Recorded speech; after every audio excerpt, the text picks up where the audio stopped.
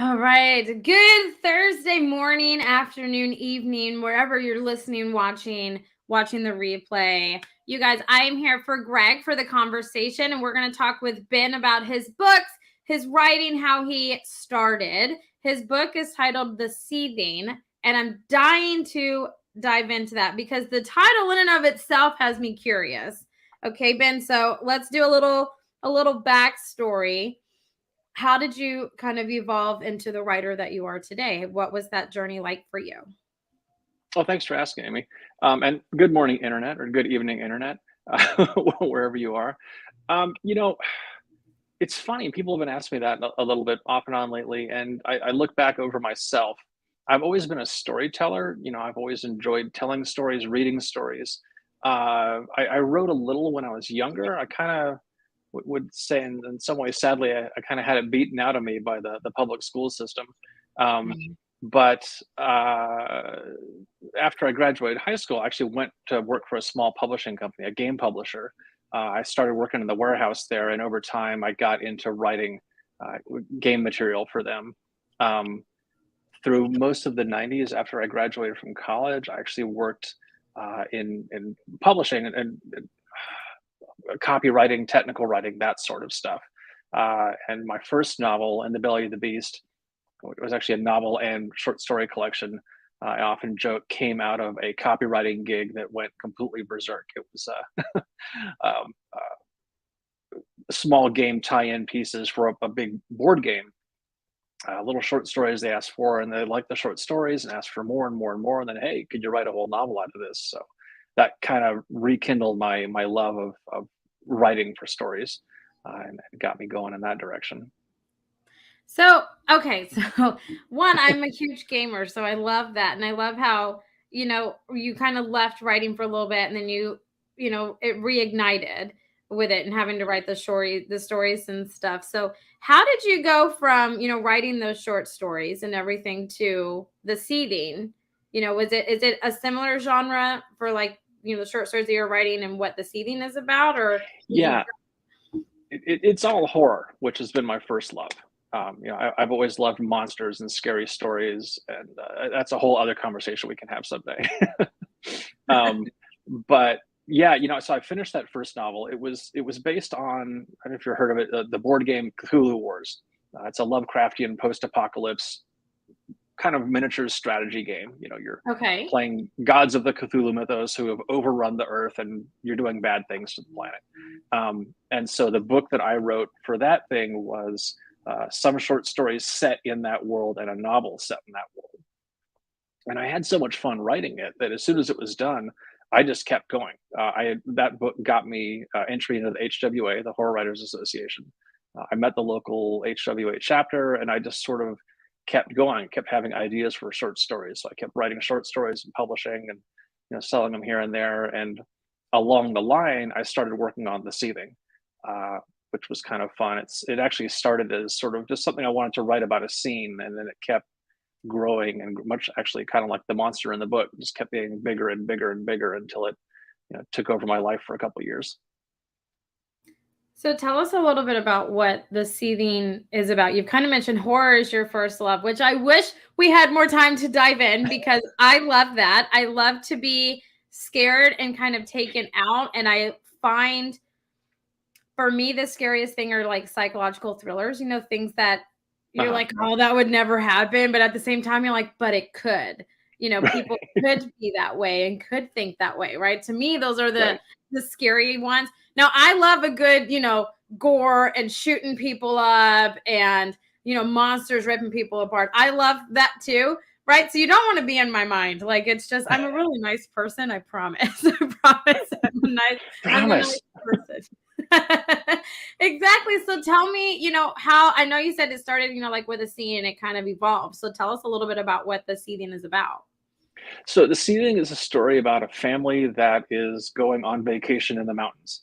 They're actually going back to the house the dad grew up in. His father disappeared mysteriously in chapter 1. So, and so that they come back to the house, and the family's it's kind of a vacation, but they're going through a little bit of a transition. Dad just lost his job. They're trying to figure out what they want to do next. They've got this house in the mountains they could live in, and as the week progresses of them spending time there, things start to go weird. The daughter of the family, Kimmy, she's sort of semi-psychic. I mean, I talk a little bit about her ability to find lost things and just have hunches here and there.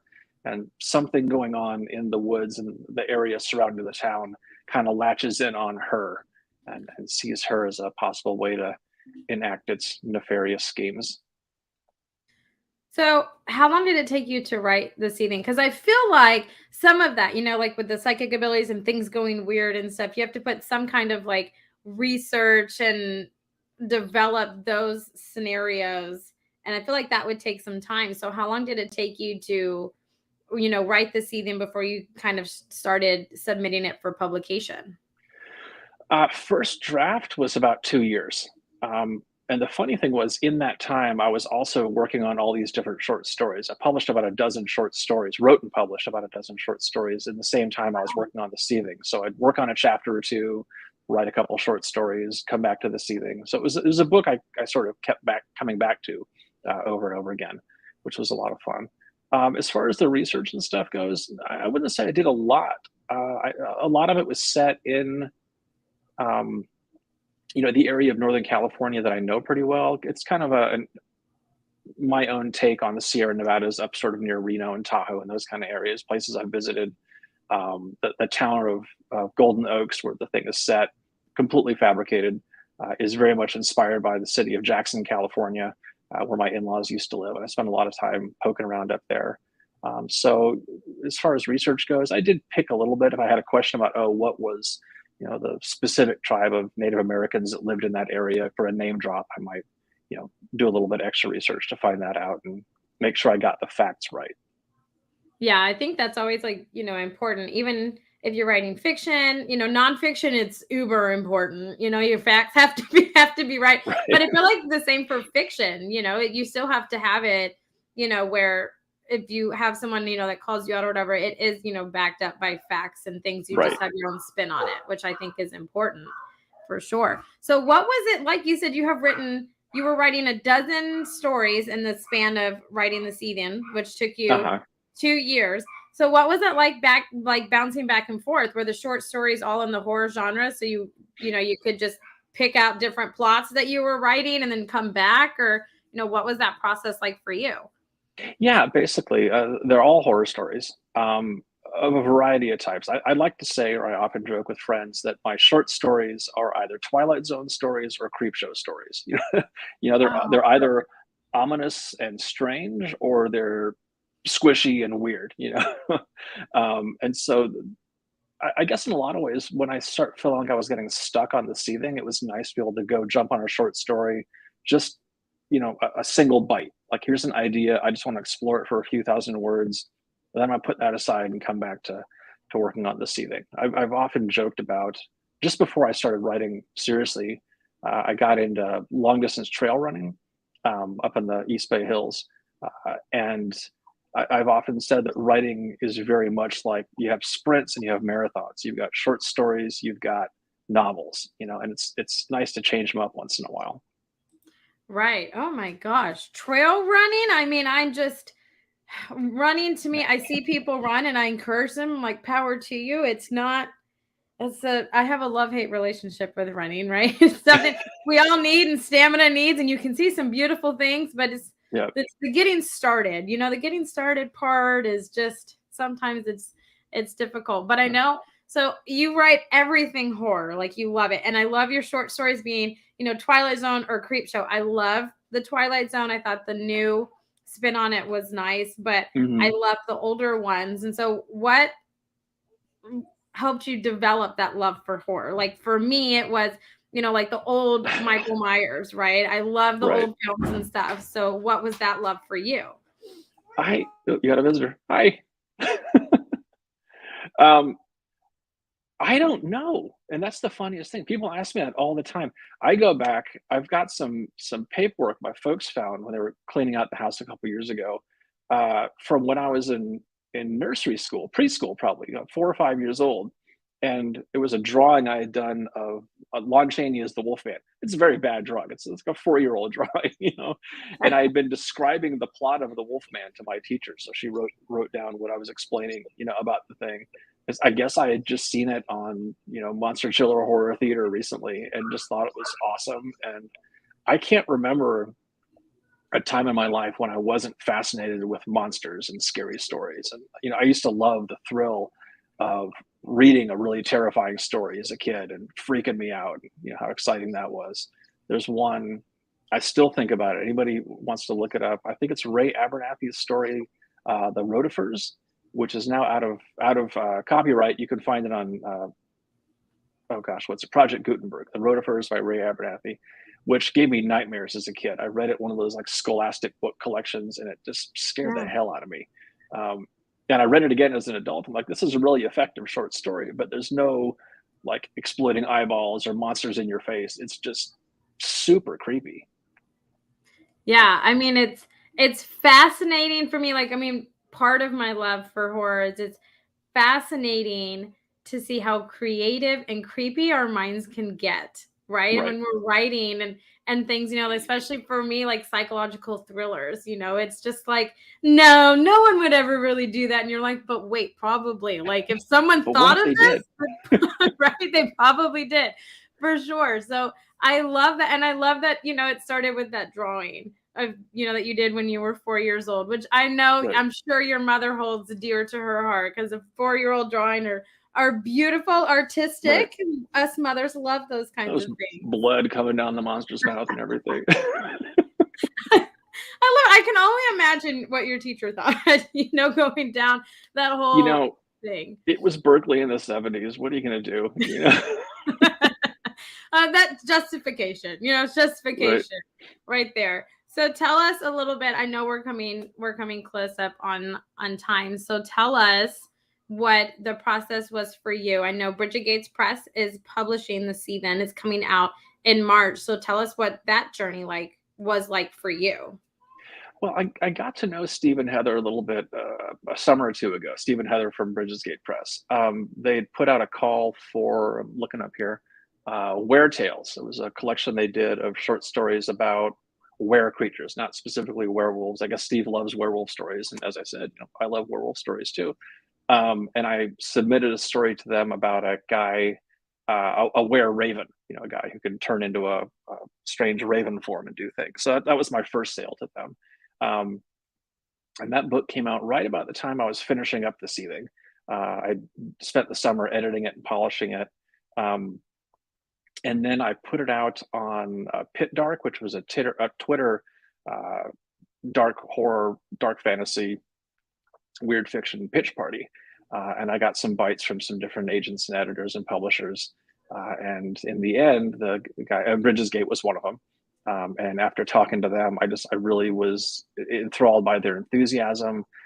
They were really just neat people to talk to, and they had a lot of big goals and lofty ambitions for the book. And they seemed really excited about it, and they seemed to have share my enthusiasm for it. So we struck a deal, and on March 23rd, you can you can see how that all worked out.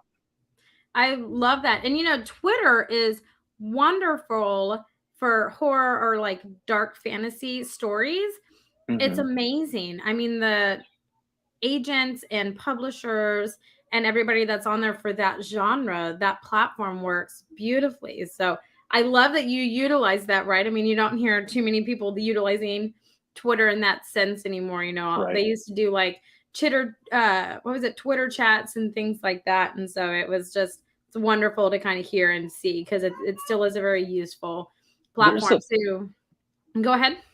There's a thriving community of horror creators and fans on Twitter, and I've met some amazing writers who have become colleagues and friends of mine over the last couple of years through Twitter. It's it's a double-edged sword, like all social media, but I've really enjoyed the connections I've made there. Oh yeah, I mean, it's amazing. I know Meg Hofdahl and Kelly, and they write horror and everything. They use that platform as well. So if you haven't already noticed, I have a 2 and a 3-year-old that always like my attention on these things. So these shows are always fun and entertaining. You never know what you're going to get. So I'm so sorry. I apologize. I put Blippi on thinking that it would distract them. I actually had to lock my cat in the kitchen because he's a total lap cat. My kids are a little older, 17 and 14 now, so they're but you understand the struggle. You understand the struggle. I get it. Yeah, I'm with you. My daughter has figured out how to unlock doors, so that's why the door was locked, and they're currently trying to figure out how to unlock it for sure. But you said that the Seething is coming out March 23rd, so it's just around the corner. Are you doing pre-orders or anything like that? I know we're doing a book launch party. I'm so excited for that. But is it currently in pre-order? Right? Yeah. Yeah. I think right now Brigids Gate's got it on sale on Amazon for 99 cents as an ebook, a Kindle, whatever the Amazon one is, Kindle, I guess. It will be 99 cents for 5 days after release. So people have, I guess, until the 28th to get it for less than a cup of soda or whatever. Right? I know. It's a big fat chunky book too. So that's definitely entertainment value right there. Oh wow. So it's a thick book. How many pages is it? I think I looked at the PDF file. It's like 340, somewhere around there. Nice. So it's a big one. For 99 cents. Meaty story. It's a good deal. Yeah. Yeah, 99 cents for that many pages and a meaty story. That's sweet, especially in pre-order. So you guys go on over to Amazon, type in The Seething, and you will see Ben pop up, and the cover is beautiful. Oh my gosh. Isn't it great? It's a wonderful. I know for your book launch, we're going to have to dive into your cover because it is show-stopping. It's one of the most amazing. By Elizabeth Leggett, and she knocked it out of the park. Oh, yes, it is amazing. But Ben, thank you so much for taking time out of your day. You're in California, right? So it's only 9 there, 9:20. Yeah, 9:20. It's cold too. Probably not as cold as wherever you are, but it's unusually cold here today. Yeah, no, I'm in Texas, and I think our high today is 86. Oh, okay. And just a couple days ago, our high was 56. So, I'm weather sensitive. So the headaches and stuff are in full throttle, for sure. But you guys go and check out Ben's book, The Seething, on Amazon. It is available for pre-order. We are doing a book launch March 23rd. You can grab it now for 99 cents. So make sure you go over there and grab your copy. But Ben, thank you so much for taking time out and putting up with my wacky, crazy personality. It's been so much fun. We'll talk to you again soon. Absolutely. Bye, everybody. Bye, Internet.